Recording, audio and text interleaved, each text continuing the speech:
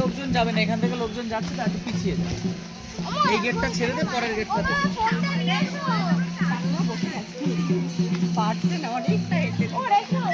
যেটাই আমরা বারণ করেছিলাম না, ক্যাম্পাস দেখবে আমরা অনেক কিছু দেখেছি। হ্যাঁ, তোমরা বসে বসে গল্প করেছো। তা গল্পই তো করবো, দেখি ওখানে জায়গার মতো কি আছে, মানুষই নেই, মানুষের ঘর বাড়ি নেই।